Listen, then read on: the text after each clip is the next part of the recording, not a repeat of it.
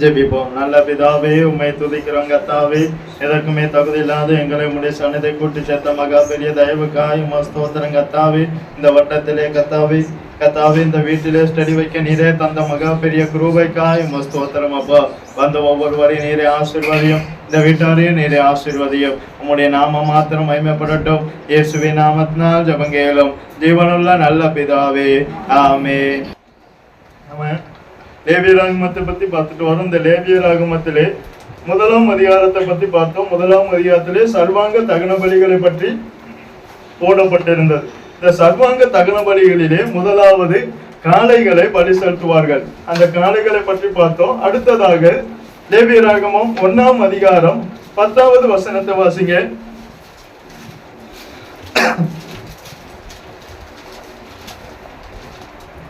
அவன் செலுத்துவது செம்மறியாட்டு மந்தையிலுள்ள ஆடுகளிலாவது வெள்ளாட்டு மந்தையிலுள்ள ஆடுகளிலாவது போதும். அதாவது இன்னைக்கு நாம பார்க்க போறது செம்மறியாடும் வெள்ளாடும். இந்த இரண்டு வகையான ஆடுகளும் அப்போதும் இருந்தது, இப்போதும் இருக்கிறது. இந்த ரெண்டு வகையான ஆடுகளையும் இயேசு நமக்கு ஒரு முன் உதாரணமாக வைத்தார். இந்த செம்மறியாடு ஆசீர்வதிக்கப்பட்டதற்கும் வெள்ளாடு சபிக்கப்பட்டதற்கும் அடையாளமாக சொல்லப்படுகிறது. செம்மறியாடு ஆசீர்வதிக்கப்பட்டதற்கும் வெள்ளாடு சபிக்கப்பட்டதற்கும் அடையாளமாக சொல்லப்படுகிறது. மத்தேயு எழுதின சுவிசேஷம் 25ஆம் அதிகாரம் 41ஆம் வசனத்தை வாசிங்க. மத்தேயு எழுதின சுவிசேஷம் 25ஆம் அதிகாரம் 41ஆம் வசனம். அப்பொழுது இடது பக்கத்தில் நிற்பவர்களை பார்த்து அவர் சபிக்கப்பட்டவர்களே என்னை விட்டு பிசாசுக்காகவும் அவன் தூதர்களுக்காகவும் ஆயத்தம் பண்ணப்பட்டிருக்கிற நித்திய அக்கினியிலே போங்கள். அப்ப இந்த உலகத்திலே இரண்டு விதமான மனிதர்கள் இருக்கிறார்கள்.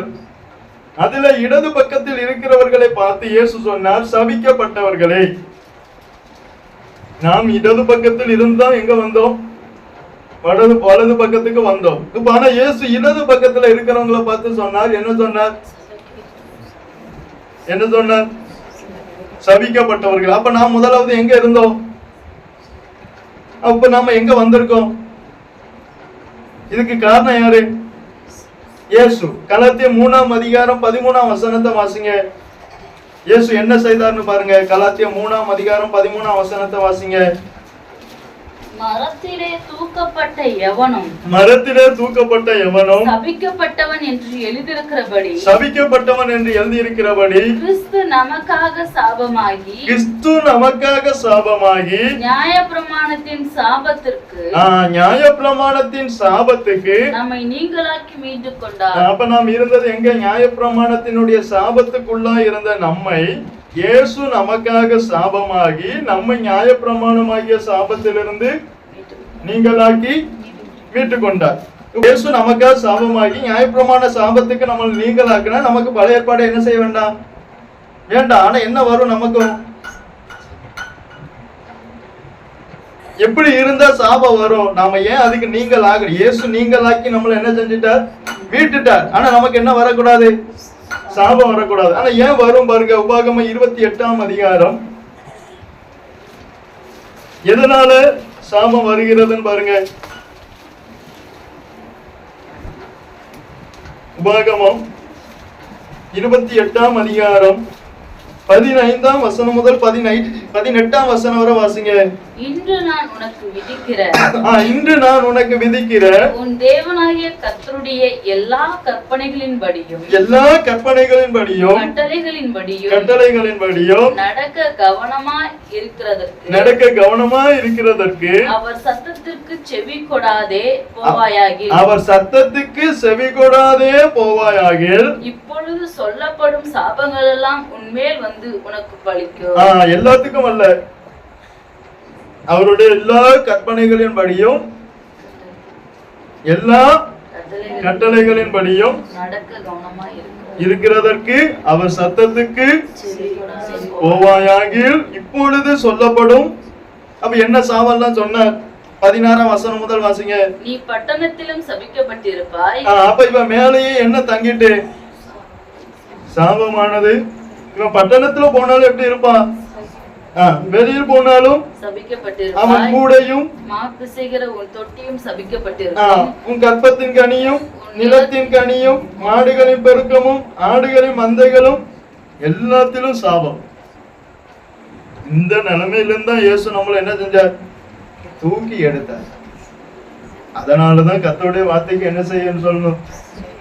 செவி கொடுக்காதவங்களுக்கு இது வரும், செவி கொடுத்தவர்களுக்கு அல்ல. செவி கொடாத போவாயாகில் இந்த சாபம் உன்மேல் வந்து உனக்கு. அப்ப நாம யாரையும் சபிக்க வேண்டாம். அவங்க கர்த்தருடைய வார்த்தைக்கு செவி கொடாம போனாலே அவங்க மேல என்ன வருமா? இயேசு நம்மள சபிக்க சொன்னாரா? யாரையும் நாம சபிக்க வேண்டாம், நம்மள ஆசீர்வதிக்க தான் சொல்லியிருக்காரு. ஆனா அவங்க வசனத்துக்கு செவி கொடாம போனா என்ன வரும்? சாபம் வரும். வந்து என்ன செய்யுமா? அவர்கள் மேல பழிக்கும். அப்ப நம்ம வெள்ளாடா இருக்கணுமா செம்மறியாடா இருக்கணுமா?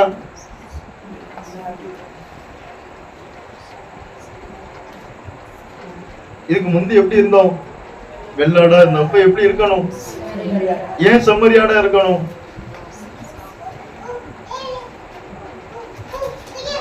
ஆசீர்வதிக்கப்படணுங்கிறதுக்காக மாத்திரம் நம்ம செம்மறியாடா இருக்க கூடாது.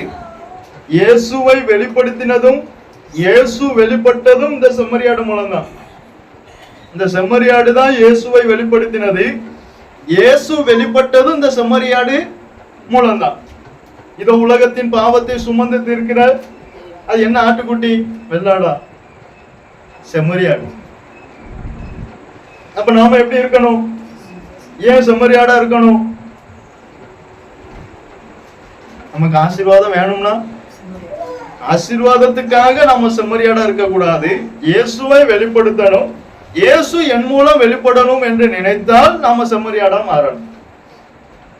இருக்கிறதே மிகப்பெரிய ஆசீர்வாதம் யாரு? இயேசுதான். அந்த இயேசு நம்ம மூலம் வெளிப்படணும், நான் இயேசுவை வெளிப்படுத்த வேண்டும் என்று நினைத்தால் நம்ம எப்படி இருக்கணும்? செம்மறியாடா இருக்கணும். இயேசு எப்படி இருந்தா அந்த உலகத்துல?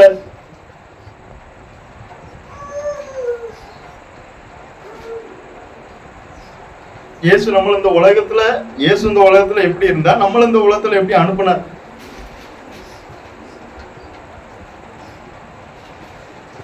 எப்படி இருந்தான்னு பாருங்க. அப்போஸ்தலர் 8ஆம் அதிகாரம் 32ஆம் வசனத்தை வாசிங்க. அப்போஸ்தலர் 8ஆம் அதிகாரம் 32ஆம் வசனம். அவன் வாசித்த வேத வாக்கியம் என்னவென்றால் அவர் ஒரு ஆட்டை போல அடிக்கப்படுவதற்கு கொண்டு போகப்பட்டார். மயிர் கத்தரிக்கிறவனுக்கு முன்பாக சத்தமிடாதிருக்கிற ஆட்டுக்குட்டியை போல அவர் தமது வாயை திறவாதிருந்தார். இது என்ன ஆட்டுக்குட்டி? மயிர் கத்தரிக்கிறவனுக்கு முன்பாக சத்தமிடாது இருக்கிற ஆட்டுக்குட்டி அது செம்மறியாடு. அப்ப இயேசு எந்த ஆடா வெளிப்பட்டார்? அப்ப இயேசுவை வெளிப்படுத்தின ஆடு என்னது? அப்ப நாம எந்த ஆடா இருக்கணும்? செம்மறியாடா இருக்கணும். செம்மறியாடுக்கும் வெள்ளாடுக்கும் என்ன உண்டு? இந்த செம்மறியாட்டை இருக்கிற மிகப்பெரிய சுபாவம் என்னது? தன்னை மயிர் கத்தரிக்கிறவனுக்கு முன்பாகவும் சத்தமிடாது இருக்கிற ஒரு ஆட்டை போல. இதுதான் அந்த ஆடுக்குள்ள இருந்த குணாதிசயம். தன்னை ஒருவன் வெட்ட வரும்போது அந்த வெட்டு வருகிறத கண்ட போது எப்படி இருக்குமா? சத்தமிடாது இருக்கிற ஒரு ஆட்டை போல இருக்கும். அப்ப இந்த இயேசுவினிடத்துல இருந்த சுபாவம் என்னது?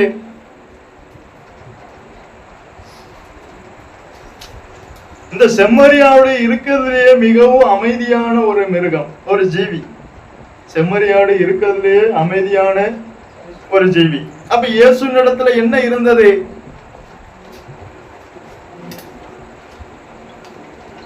இயேசுவின் இடத்துல அதான் தாவீது சொல்ற, நான் என் ஆத்துமாவை அடக்கி என்ன செஞ்சேன்? அமர பண்ணினேன் பாரு. ஆத்துமாவை என்ன செஞ்சாராம்? ஏன் அவர் தாவீது தன்னுடைய ஆத்மாவை அடக்கி அமர பண்ணார். இங்க இயேசு தன்னை மயிர்கத்திரவனுக்கு முன்பாக எப்படி இருந்தார்? சத்தமிடாது இருக்கிற ஒரு ஆட்டை போல இருந்தார். எங்க இயேசுதான் வாயை உண்டாக்குனார். அப்ப இயேசு ஏன் சத்தமிடாது இருக்கிற ஒரு ஆட்டுக்குட்டியை போல இருந்தார்? வாயை உண்டாக்குனது யாரு? எதுக்காக உண்டாக்குனார் வாயை?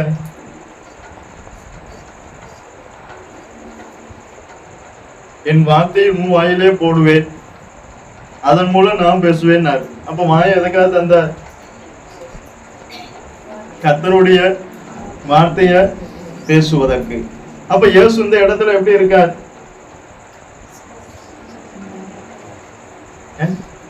சத்தமிடாது இருக்கிற.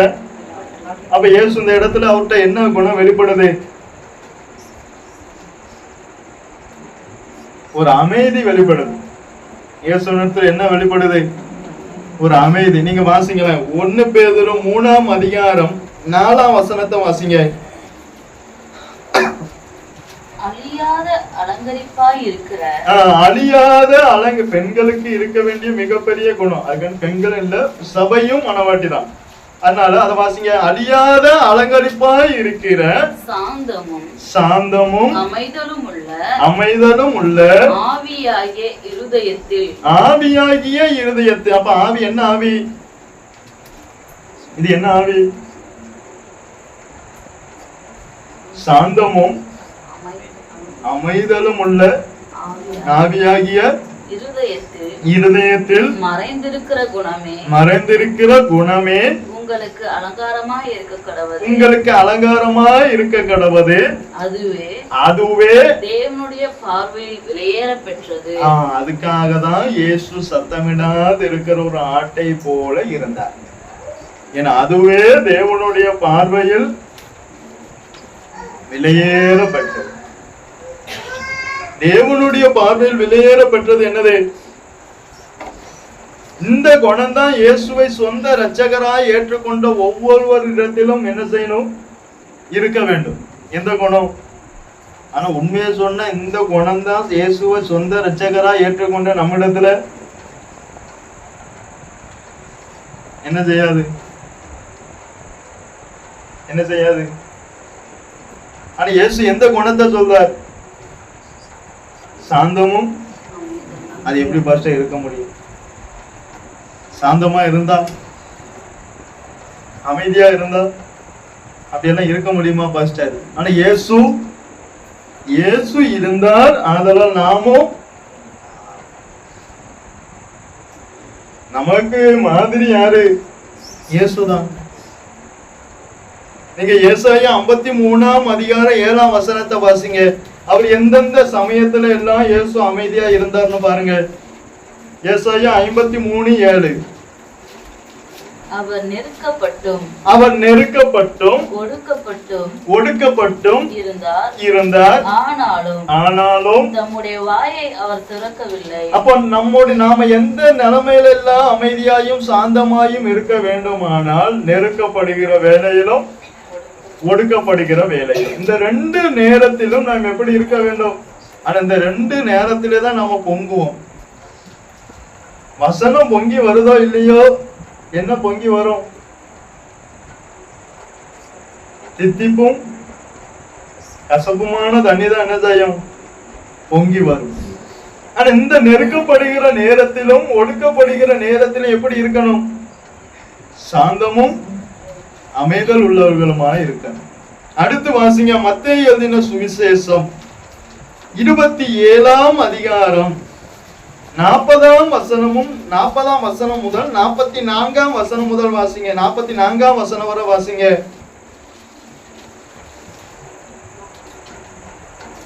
தேவாலயத்தை இடித்து ஆ, 3 நாளைக்குள்ளே கட்டுகிறவனே, ஆ, உன்னை நீயே ரட்சித்துக்கொள். ஆ, நீ தேவனுடைய குமாரனானால் ஆ. சிலுவையில் இருந்து இறங்கி வா என்று அவரை ஆ, தூசித்தார்கள். ஒண்ணு தூசித்தார்கள். அடுத்து வாசிங்க. அப்படியே பிரதான ஆசாரியரும் ஆ, வேத பாரகரும் ஆ, மூப்பரும் ஆ. பரியாசம் பண்ணி ஆ. மற்றவர்களை ரட்சித்தான், ஆ. தன்னைத்தான் ரட்சித்துக் கொள்ள திராணி இல்லை. 2 பரியாசம் பண்ணினார்கள். அடுத்து வாசிங்க. இவன் இஸ்ரவேலின் ராஜாவானால் ஆ. இப்பொழுது சிலுவையில் இருந்து இறங்கி வரட்டும், ஆ. அப்பொழுது இவனை விசுவாசிப்போம். ஆ. தன்னை தேவனுடைய குமாரன் என்று சொல்லி தன்னை தேவனுடைய குமாரன் என்று சொல்லி தேவன் மேல் நம்பிக்கையா இருந்தானே, தேவன் மேல் நம்பிக்கையா இருந்தானே, அவர் இவன் மேல் பிரியமாய் இருந்தார், அவர் இவன் மேல் பிரியமாய் இருந்தால் இப்பொழுது இவனை ரட்சிக்கட்டும் என்றார்கள். அவரோடு கூட சிலுவைகளில் அறையப்பட்ட கல்லரும் சிலுவையில் அறையப்பட்ட கல்லரும் அந்தபடியே அவரை நிந்தித்தார்கள். அப்ப இயேசு எந்தெந்த நிலைமையிலெல்லாம் அமைதியா இருந்தார்? தூசித்த போது, பரியாசம் பண்ணின போது, நிந்தித்த போது. ஒண்ணு நெருக்கப்படுகிற வேளையில், ஒடுக்கப்படுகிற வேளையில், தூசிக்கிற நேரங்களில், பரியாசம் பண்ணுகிற நேரங்களில், நிந்திக்கிற நேரங்கள். இந்த நேரங்கள் எல்லாம் இயேசு எப்படி இருந்தாரா? சத்தமிடாது இருக்கிற. இப்ப நம்மள ஒருத்தன் தூசிக்கும் போது நாம அமைதியா இருந்த உலகம் என்ன சொல்லும்?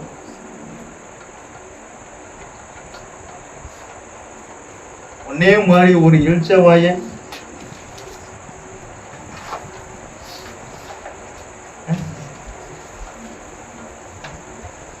ஒன்னே மாதிரி ஒரு இழுச்சவாய,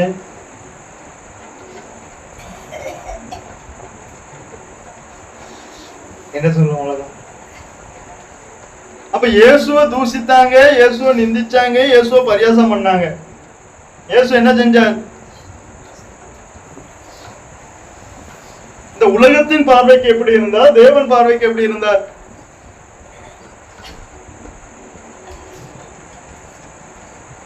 நாம் அந்த உலகத்தின் பார்வைக்கு எப்படி இருக்கோம்? தேவன் பார்வைக்கு எப்படி இருக்கோம்? இயேசு நிந்திக்கப்பட்டார், தூசிக்கப்பட்டார், பரியாசம் பண்ணப்பட்டார். ஆனா எப்படி இருந்தார்?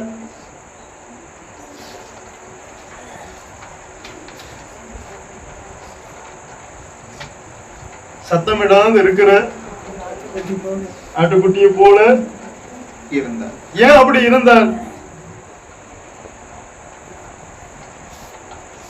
எதற்காக இயேசு அப்படி இருந்தார்?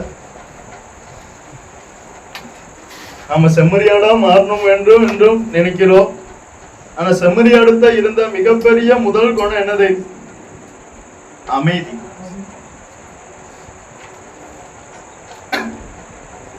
அமைதல் உண்டானது நிமித்தம் அவங்க எங்க போனாங்க? அவர்கள் நாடின துறைமுகத்துக்கு கர்த்தர் அவங்களை கொண்டு போய் சேர்த்தாராம். நாம அமைதியா இருந்தாதான் கர்த்தர் நம்மள நாடின துறைமுகத்துக்கு கொண்டு போய் சேர்ப்பார். அமைதல் உண்டானது நிமித்தம். அப்ப நம்மகிட்ட மிக மிக வேண்டிய குணம் என்னது? எந்த நேரத்துல? நெருக்கப்படுகிற நேரத்துல, ஒடுக்கப்படுகிற நேரத்துல, பரியாசம் பண்ணுகிற நேரத்துல, தூசிக்கிற நேரத்துல, நிந்திக்கிற நேரத்துல. இந்த நேரத்துல எல்லாம் இயேசு அமைதியா இருக்க காரணம் என்ன? அது தேவனுடைய பார்வையில் விலையேற பெற்றது.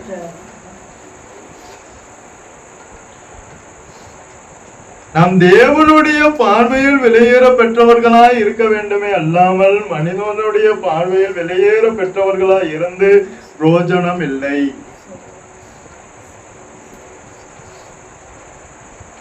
தேவனுடைய பார்வையில் விலையேற பெற்றவர்களாய் இல்லாமல் மனிதனுடைய பார்வையில் முதலமைச்சராய் இருந்தாலும், பிரதமராய் இருந்தாலும், ரெவரண்டாய் இருந்தாலும், பிஷப்பாய் இருந்தாலும் என்ன இல்லை? பிரயோஜனம் இல்லை. நாம் மனிதனுடைய பார்வையில் அல்ல, தேவனுடைய பார்வையில் விலையேற பெற்றவர்களாய் இருக்கணும். அப்ப இயேசு அந்த உலகம் என்ன சொல்லும்?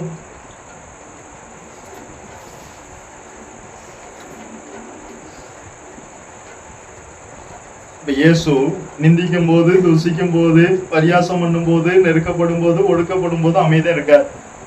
இயேசு இந்த உலகம் என்ன சொல்லும்?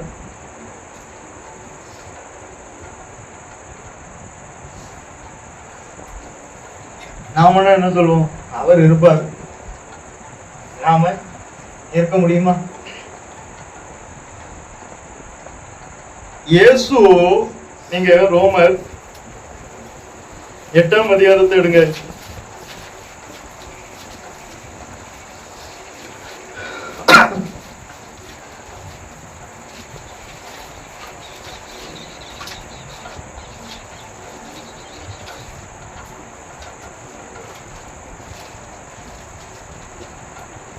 எட்டாம் அதிகாரம் 29ஆம் வசனத்தை வாசிங்க.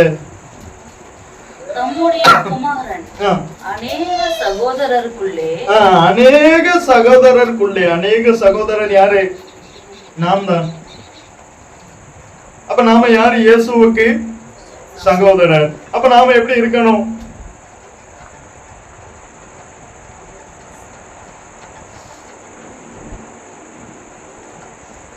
இயேசு அநேக சகோதரருக்குள்ளே முதல் பேரானவர். அப்ப நாமெல்லாம் யாரு? இயேசுவுக்கு சகோதரர். அப்ப நாம எப்படி இருக்கணும்? இயேசுவை போல இருக்கணும். அப்ப இயேசு எப்படி இருந்தார்? இயேசு நெருக்கப்பட்டார், இயேசு ஒடுக்கப்பட்டார், இயேசு தூசிக்கப்பட்டார், இயேசு பரியாசம் பண்ணப்பட்டார், இயேசு நிந்திக்கப்பட்டார். இத்தனைக்கு இயேசு சொல்லிட்டு போனோம், பச்சை மரத்துக்கு இவ்வளவு ஆனால் பட்டை மரத்துக்கு. அப்ப இயேசு இந்த நிலைமையில எல்லாம் இயேசு எப்படி இருந்தார்? சத்தமிடாது இருக்கிற ஆட்டை போல இருந்தார். ஏன்? இவர் தேவனுக்கு முன்பாக விலையேற பெற்றவராய் இருந்தார். தேவனுக்கு முன்பாக எது எது விலையேற பெற்றதோ அது நம்மிடத்தில் என்ன செய்யணும்? காணப்படும். நாம் ஒரு மரம், தேவனுக்கு பிரியமான கனி நம்மிடத்துல காணப்படும்.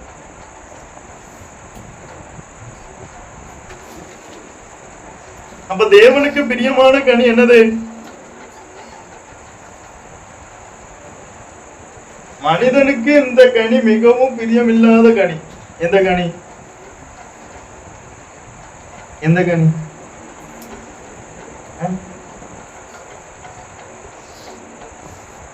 அமைதியா இருந்தோம்னா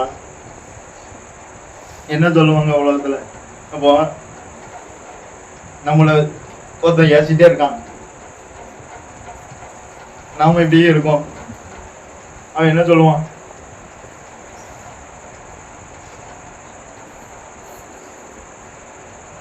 இப்ப இயேசுவும் ஒருத்தன் நிந்திக்கான், ஒருத்தன் பரியாசம் வந்தான், ஒருத்தன் தூசிக்கான். அப்ப இயேசு எப்படி இருக்கணும்?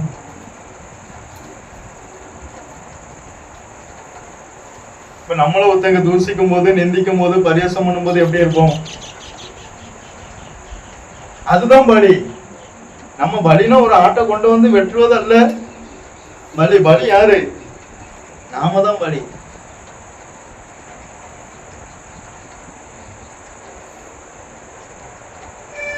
உங்கள் சரீரங்களை பரிசுத்தமும் தேவனுக்கு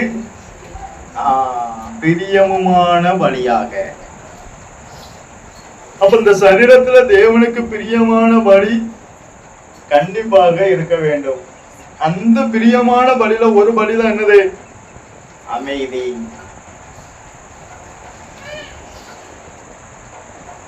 அவன் நிந்திக்கான், பாஸ்டர் அமைதியா இரு.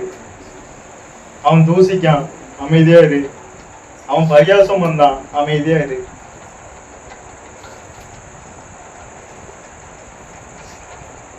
அது யாருடைய பார்வையில விலையேற பெற்றது? தேவனுடைய பார்வையில விலையேற பெற்றது. ஃபர்ஸ்ட் அமைதியா இருந்தா நம்மளை இழிச்சவாயின்னு நினைப்பாங்களே. இப்ப இந்த உலகம் அதான் சொல்லுது, அமைதியா இருந்தா நினைக்கட்டும். அவன் நினைச்ச உடனே நமக்கு என்ன கிடைக்கும்? அவன் அப்படி நினைச்சு நமக்கு என்ன கிடைக்கும்? உண்மையை சொன்ன ஒண்ணும் தர மாட்டான். இதே இது நம்ம அமைதியா இருந்தாவது கர்த்தர் நமக்கு பரலோகமாவது தருவார். அவன் பரியாசம் பண்ண அவன் நிந்திக்காம தூசிக்காம நாமளும் அவனை தூசித்து அவனை நிந்தித்து அவனை பரியாசம் பண்றதை விட நாம அமைதியாக இருந்தால் நமக்கு என்ன உண்டு? பரலோகத்திலே உங்களுக்கு பொக்கிஷம் உண்டு.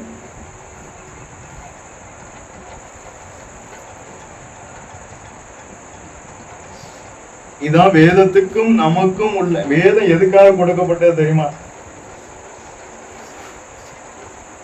இதை நம்ம அநேகர் என்ன சொல்லுவோம்? கண்ணாடிம்போம். கண்ணாடி எதுக்காக கொடுக்கப்பட்டது? இதன் மூலம் நம்மை, ஆனா நாம என்ன நினைப்போம்? நாம தான் அந்த வசனத்தையே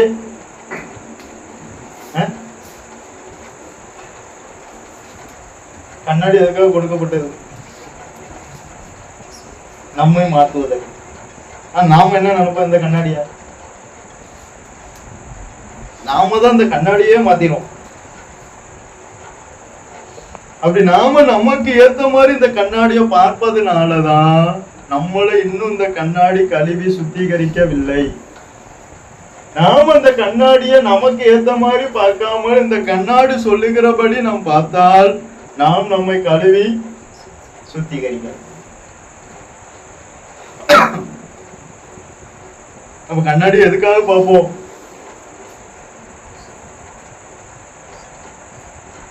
எங்கேயாவது கரை இருக்கா, எங்கேயாவது கிழிஞ்சிருக்கான்னு என்ன செய்வோம்? அதுக்காக தான் கண்ணாடிய. இதே போலதான் வசனம். வசனமும் நம்ம அப்படிதான் பார்க்கணும்.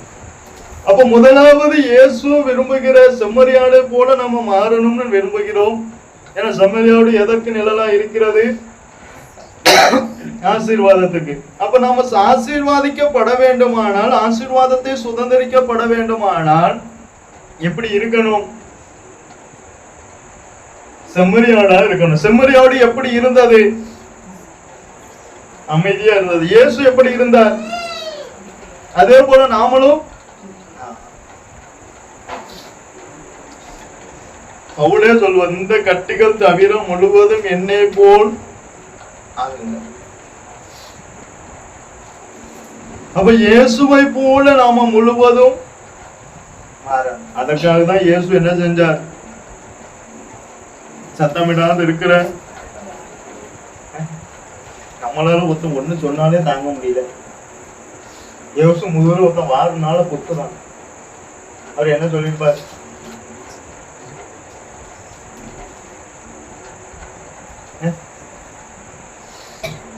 நம்மளும் எங்க ரோட்ல நின்னாலும் பக்கத்து வீட்டுல இருந்தா ஏதாவது சொல்லிட்டோம்னா நம்மளால அப்பதான் ஊற்று தண்ணீர் எல்லாம் பொங்கி வரும். இங்க பாட்டு படிக்கும் போது வசனம் கேட்கும் போது என்ன வராது? ஊற்று தண்ணி பொங்கிவானாலும் பொங்கி வராது. அங்க பக்கத்து வீட்டுக்காரன் ஒரு வார்த்தை சொல்லிட்டா போதும் இங்க இருக்கிற ஊற்று தண்ணி எல்லாம் அப்படி என்ன செய்யும்? பொங்கி வந்து பக்கத்து வீட்டு வரைக்கும் பாயும். ஆனா இங்க இவ்வளவு வசனம் கேட்டாலும் ஊற்று தண்ணி என்ன செய்ய மாட்டேங்குது? பொங்கவே மாட்டேங்குது. ஏன்?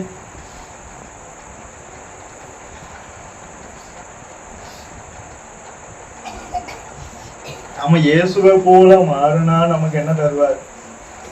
இந்த உலகத்தை போல நாம இருந்த அந்த உலகம் நமக்கு என்ன தரும்? அதுதான் இந்த உலகத்துல நடந்தது. 2 விதமான ஜனங்கள் இருந்தாங்க. ஒண்ணு வெள்ளாடு, ஒண்ணு செம்மறியாடு. இயேசுவை போல இருந்தவங்க எல்லாம் வலது பக்கத்துல விட்டார். இயேசு அல்லாம இருந்தவங்க எல்லாம் எங்க விட்டார்? இடது பக்கம். ஏன்? இயேசு இடது பக்கத்துல இருக்கிறவங்களை பார்த்து என்ன சொன்னார்? சபிக்கப்பட்டவர்களே. இத்தனைக்கு அவங்க இயேசுவை அறிஞ்சவங்க. நீங்க மத்தேயு எழுதின சுவிசேஷம் 25ஆம் அதிகாரத்தை எடுங்க.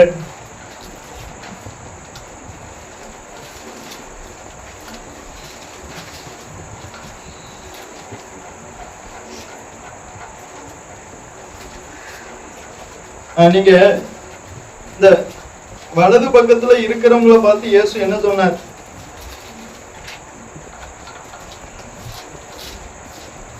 முப்பத்தி 4ஆம் வசனத்தை வாசிங்க.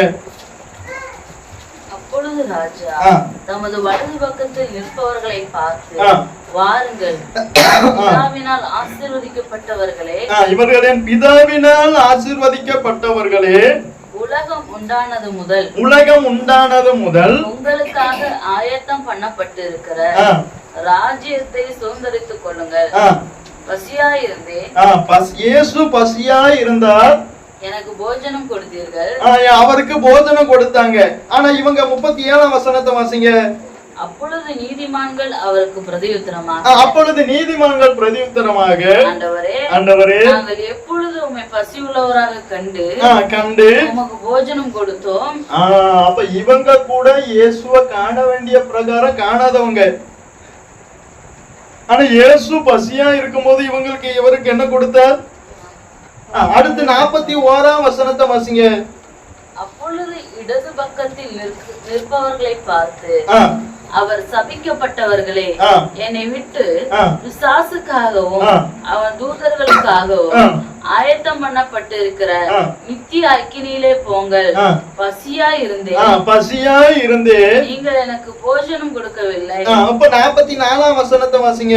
அப்பொழுது அவர்களும் அவருக்கு பிரதியுத்தரமாக, ஆண்டவரே, உம்மை பசி உள்ளவராகவும் தாகம் உள்ளவராகவும் அந்நியராகவும் வஸ்திரம் இல்லாதவராகவும் வியாதிப்பட்டவராகவும் காவலில் அடைக்கப்பட்டவராகவும் நாங்கள் எப்பொழுது கண்டு உமக்கு உதவி செய்யாதிருந்தோம் என்பார். அப்ப இவங்க இயேசுவை காண வேண்டிய பிரகாரம் கண்டவர்கள், ஆனா இயேசுவினுடைய பசியை ஆற்றவில்லை.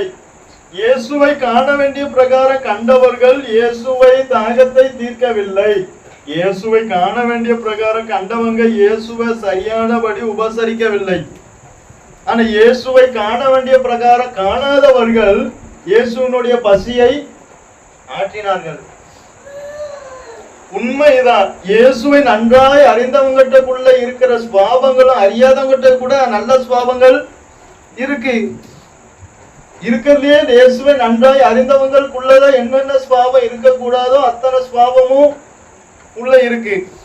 ஆனா இயேசுவை அறியாதவங்களுக்குள்ள என்ன இருக்கு? நல்ல சுவாபங்கள் இருக்கு. அததான் இங்க சொல்றார், நாங்க எப்போது உண்மை கண்டு உங்களுக்கு பசியை. ஏன்னா இவங்க இயேசுவை காண வேண்டிய பிரகாரம் காணல. காணாத போது கர்த்தாவே நாங்க எப்போது உங்களுடைய பசியை. ஆனா நாம இயேசுவை காண வேண்டிய பிரகாரம் கண்டாலும் இயேசுவினுடைய பசி நமக்கு தெரியல. ஏன்னா இயேசு பசியா இருக்காருன்னே இவங்க அறியல. அததான் இவங்க சொன்னாங்க, நாங்க நீர் எப்போ பசியாகவும் தாகமாகவும் அந்நியராகவும் இருந்தீர் சொன்னாங்களா இல்லையா? சொன்னாங்க. ஆனா இயேசு பசியாகவும் தாகமாகவும் அந்நியராகவும் இருந்தார். ஆனா இவங்க காண வேண்டிய பிரகாரம் காண. இயேசுவை அறிந்தவர்கள் இயேசுவினுடைய வேதனையும் பாரத்தையும் அறியல. இயேசுவினுடைய வேதனையும் பாரத்தையும் அறியாமல் இயேசுவை அறிந்து என்ன இல்ல, பிரயோஜனம் இல்லை.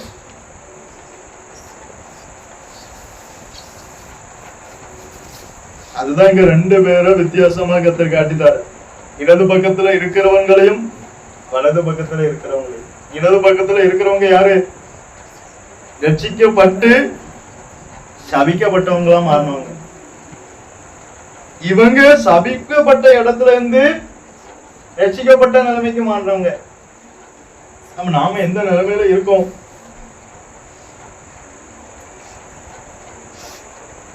இதுதான் செம்மறியாடு. இதுதான் செம்மறியாடுக்கும் வெள்ளாடுக்கும் உள்ள வித்தியாசம். அப்ப செம்மறியாடுத்த முதல் எந்த குணம் என்னது? அமைதி. இரண்டாவது, செம்மறியாடு புல்லு மாத்திரமே மேயக்கூடியது. செம்மறியாடு புல்லு எங்க இருக்கும் அங்க என்ன இருக்கும்? செம்மறியாடு இருக்கும். அப்ப சத்தியம் எங்க இருக்கும் அங்கதான் நாம என்ன செய்யணும்? இருக்கணும். கர்த்தருடைய வார்த்தை எங்க இருக்கோ அங்கதான் நாம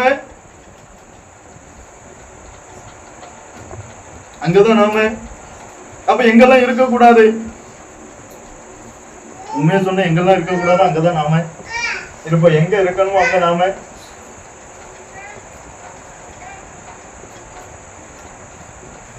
நாம எங்க இருக்கணும்?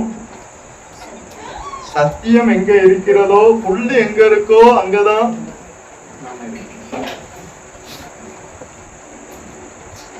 வெள்ளாடு எங்க இருக்கும்? வெள்ளாடு எல்லா இடத்துலயுமே என்ன செய்யும்? இருக்கும். இந்த வெள்ளாடுக்கு இருமனம் இருக்கும். வெள்ளாடுக்கு என்ன இருக்கும்? சத்தியத்தின்படி நடக்க வேண்டும் என்கிற மனதும் இருக்கும். ஒரு பக்கம் இப்படி நடந்தால் இப்படி ஆகிவிடும் என்கிற மனதும் இருக்கும். இதான் இருமனம். இருமனம் உள்ளவனை பத்தி வசனம் என்ன சொல்லுது? யாக்கோபு 1ஆம் அதிகாரம் 8ஆம் வசனத்தை வாசிங்க. யாக்கோபு 1ஆம் அதிகாரம் 8ஆம் வசனம்.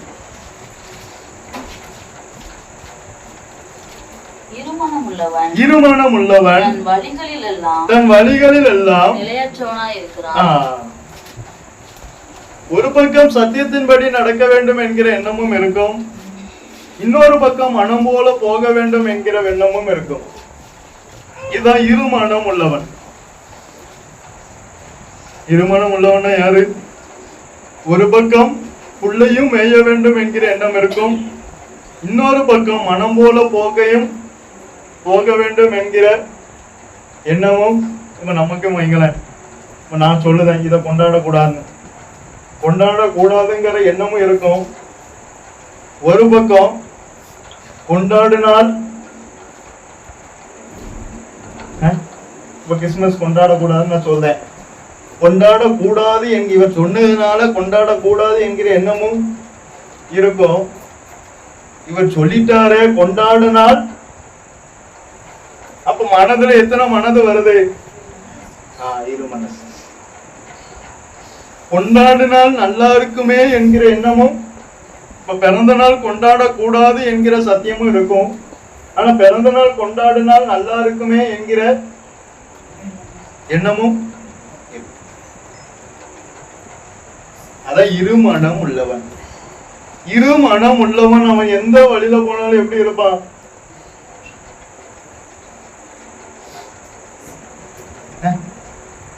இருமனம் உள்ளவன் தன் வழிகளில் எல்லாம் நிலையற்றவன். அப்ப முதலாவது செம்மறி அடுத்த என்ன இருக்கும்? அமைதி இருக்கும். இரண்டாவது என்ன இருக்காது? இருமனம் இருக்க. நீங்க சபைக்கு வந்தவங்க எல்லாம் பாருங்க, ஒருமித்து கூடினார்கள் இருக்கும். அவங்க எல்லாம் எப்படி இருந்தாங்க? அப்ப செம்மறி ஆட்கள் என்ன இருக்கும்? செம்மறி ஆட்கள் என்ன இருக்கும்? ஒரே மனம்.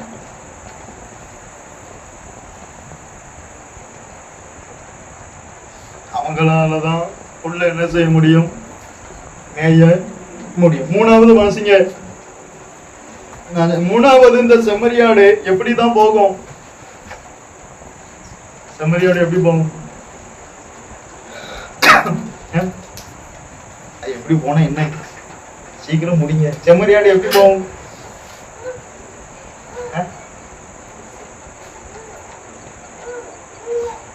செம்மறியாடு எப்படி போகும்?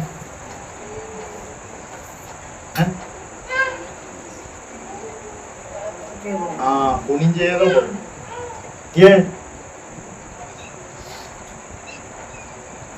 அதுவும் வெள்ளாடு போல ஒரு ஆடுதான். அது பேரு தான் வேற. வெள்ளாடு, இது செம்மறியாடு. அது போற மாதிரி இது போதானே. இது ஏன் குனிஞ்சே போகுது?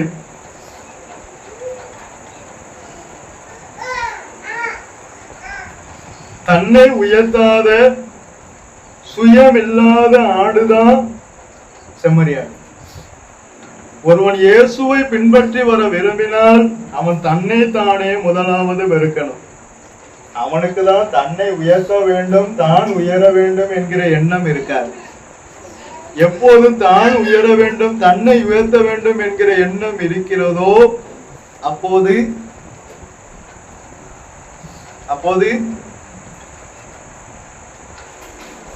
அப்போது என்ன இருக்காது?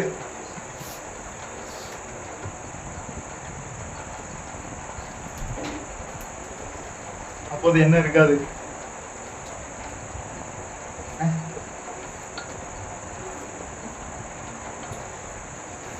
அத நேபுகாத்நேச்சர் சொன்னாங்க, நான் கட்டின மகா.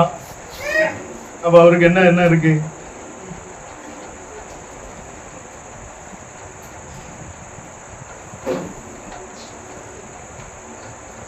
தன்னை உயர்த்துகிற சுயமுள்ள ஆடு தேவனுடைய ஆடு அல்ல. இயேசு என்ன செஞ்சார்?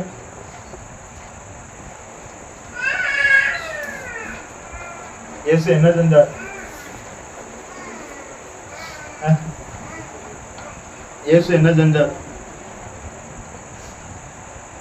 பிலிப்பியர்ல இருக்குமே,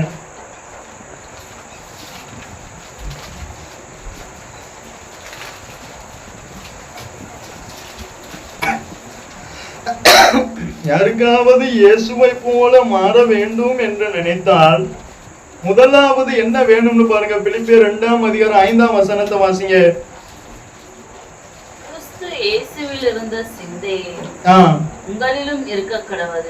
இயேசுவை போல மாற வேண்டும் என்று விரும்புகிறவனுக்கு கிறிஸ்து இயேசுவில் இருந்த சிந்தையே அவனுக்குள்ள அப்படியே இருக்கணும். அந்த சிந்தை இருந்தால் அவன் எப்படி இருப்பான்? 6ஆம் வசனத்தை வாசிங்க.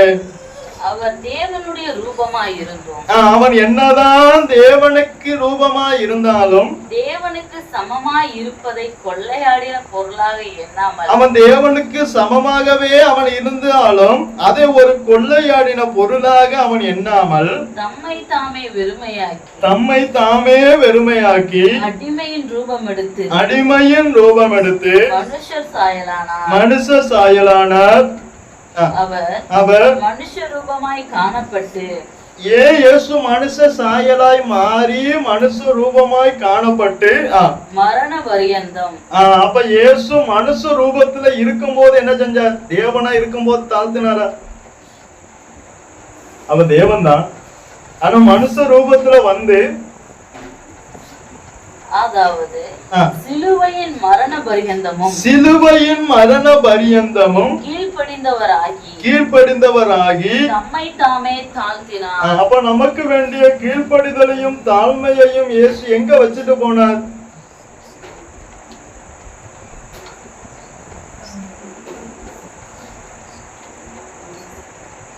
உண்மையை சொன்ன நாமளும் தாழ்த்த மாட்டோம். ஒத்த நம்மளை தாழ்வு மனப்பான்மையை நினைச்சாலும் அதையும் நாம பொறுக்க மாட்டோம். ஒண்ணு நம்ம தாழ்த்தணும், அதுவும் செய்ய மாட்டோம். அவன் நம்மளை தாழ்வு அவன் நம்மளை என்ன நினைச்சா என்ன?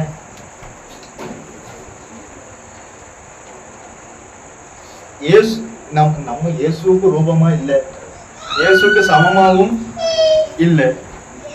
ஆனா இயேசு அவருக்கு சமமா இருந்தார், அவருடைய ரூபமாவே இருந்தார். அதையெல்லாம் அவர் ஒரு மேன்மையாக எண்ணாமல் தம்மை தாமே வெறுமையாக்கி அடிமையின் ரூபம் எடுத்து மனுஷ சாயலானார். அவர் மனுஷ ரூபமாய் காணப்பட்டு மரண பரியந்தம், அதாவது சிலுவையின் மரண பரியந்தமும் கீழ்ப்படிந்தவராகி தம்மை தாமே. நமக்கு தாழ்வு மனப்பான்மை இருக்கும், ஆனா தாழ்மை இருக்க. தாழ்வு மனப்பான்மை வேற, தாழ்மை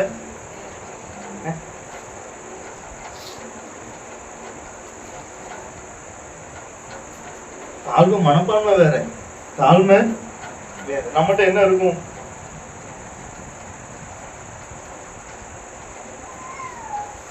தாழ்வு மனப்பான்மை இருக்கும், ஆனா என்ன இருக்காது? தாழ்மை. இயேசுவை போல ஒருவன் மாற வேண்டும் என்று நினைத்தால் அவனுக்குள்ள முதலாவது வர வேண்டியது என்னது? கிறிஸ்து இயேசுவுக்குள்ள இருந்த சிந்தை அப்படியே இங்க வர. அந்த சிந்தை வந்தால் அவனை தாழ்மைப்படுன்னு சொல்ல வேண்டாம், அவன் தாழ்மைப்படுவான். அவனை கீழ்ப்படின்னு சொல்ல வேண்டாம், அவன் கீழ்ப்படிவான்.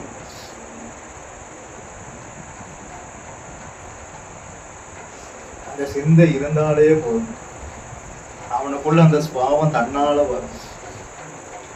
அதான் பவுல் சொன்னார், கிறிஸ்து இயேசுவில் இருந்த சிந்தையே. அப்ப இயேசுவை போல மாற வேண்டும் என்று யார் யார் விரும்புகிறீர்களோ அவருக்குள்ள என்ன சிந்தை இருந்ததோ அதே சிந்தை உங்களிலும் இருக்க. இப்படி எல்லாம் செஞ்சா எங்களுக்கு என்ன பாஸ்டர் கிடைக்கும்? அடுத்த வசனத்தை வாசிங்க. அந்த பிலிப்பியர் 2 தம்மை தாமே தாழ்த்தினார். ஆதலால் அவர் தேவனுக்கு பிரியமான கனி கொடுத்ததுனால, அவர் தேவனை பிரியப்படுத்ததுனால, அவர் தன்னைத்தானே வெறுமையாக்கி தன் சிலுவை எடுத்துக்கொண்டு தேவனை பிரியப்படுத்தினதுனால, தேவனை பின்பற்ற விரும்பினதுனால, ஆதலால் தேவன் எல்லாவற்றிற்கும் நம்மளை யாரு உயர்த்தணும்? தேவன் தான் உயர்த்தணும். ஆதலால் தேவன் அவரை எல்லாவற்றிற்கும் மேலாக அவரை உயர்த்தி இயேசுவின் நாமத்தில் வானோர். அப்ப இந்த அளவுக்கு உயரக்கூடிய உயர்வு எங்க இருக்கு? நாம என்ன உயர்வு எதிர்பார்ப்போம் அதிகமா?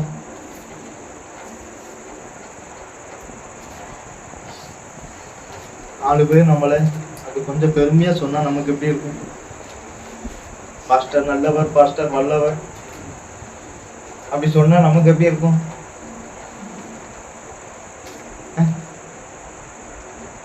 அது அல்ல உயர்வு.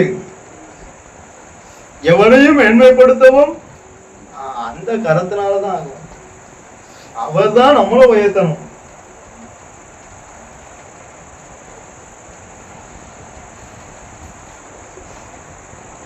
ஒண்ணு மற்றவர்களும் நம்மள உயர்த்தி பேசக்கூட வேண்டாம், நம்மளும் உயர வேண்டாம்.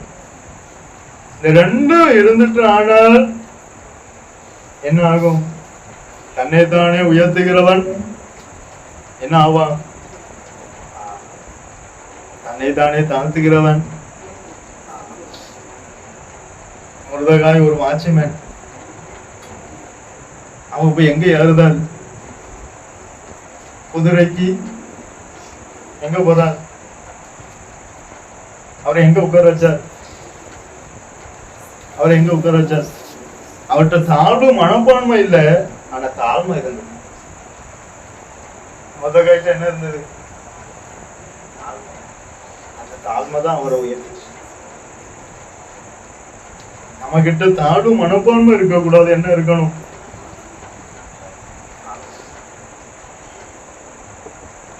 நம்ம எந்த அளவுக்கு தாழ்ந்தோமோ அந்த அளவுக்கு கத்த நம்மளை உயர்த்துவாங்க.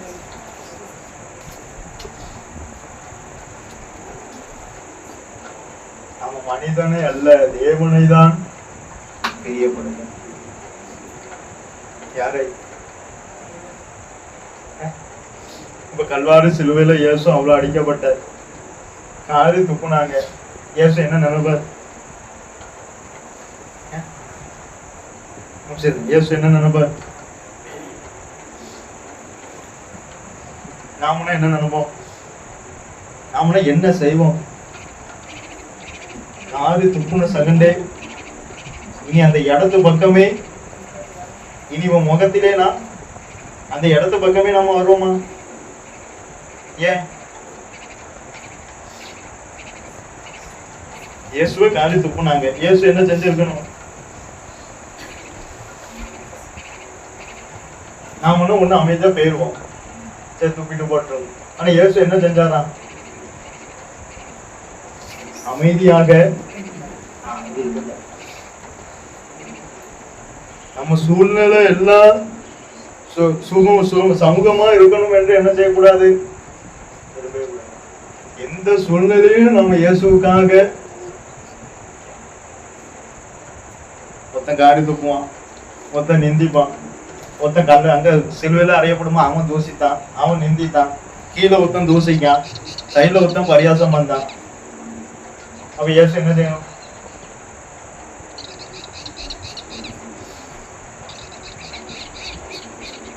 சிலுவையில ஒருத்தன் நிந்திக்கான், கீழே ஒருத்தன் பரியாசம் பண்ணான், ஒருத்தன் தூசிக்கான். அப்ப இயேசு என்ன செய்யணும்? நாமலாம் என்ன செய்வோம்? அப்படி ரத்தம் பொங்கி எழும்பி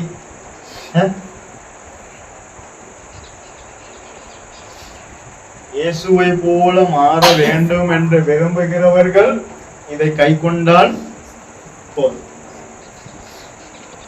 எனக்கு இயேசுவை போல மாற வேண்டாம், நான் இந்த உலகத்தை பிரியப்படுத்த வேண்டும் என்று விரும்பினால் இதை கை கொள்ள வேண்டிய அவசியம். இயேசுவை போல மாற வேண்டும் என்று விரும்புகிறவர்கள் மாத்திரம் இதை என்ன செய்யுங்க? கை கொள்ளுங்க. ஜெபிப்போம். நல்ல பிதாவே, உம்மை துதிக்கிறோம் கர்த்தாவே. எதற்குமே தகுதி இல்லாத எங்களை உம்முடைய சன்னதியை கூட்டி சேர்த்த தயவுக்காய் உம்மை ஸ்தோத்திரம் அப்பா. கர்த்தாவே, நீர் எனக்கு கொடுத்த வார்த்தை நான் அவர்களுக்கு அப்படியே கொடுத்தேன் கர்த்தாவே. கர்த்தாவே, ஆதலால் நான் பூமியிலே உம்மை மகிமைப்படுத்தினேன், இன்னமும் மகிமைப்படுத்துவேன் என்கிற வசன பிரகாரம் கர்த்தாவே உம்மையே மகிமைப்படுத்த கர்த்தாவே நீரே இன்னும் அதிகமாய் கிருபை தரணுமே கர்த்தாவே. உம்மை போல எங்களை நீர் மாற்றணுமே கர்த்தாவே. உமக்குள்ள சுவாபங்கள் எல்லாம் அத்தனை எங்களுக்குள் காணப்பட கர்த்தாவே எங்களுக்கு நீரே கிருபை செய்யும், நீரே எங்களை ஆசீர்வதியும். உம்முடைய நாம மாத்திரம் மகிமைப்படட்டும். இயேசுவின் நாமத்தினால் ஜெபங்கேலும். ஜீவனுள்ள நல்ல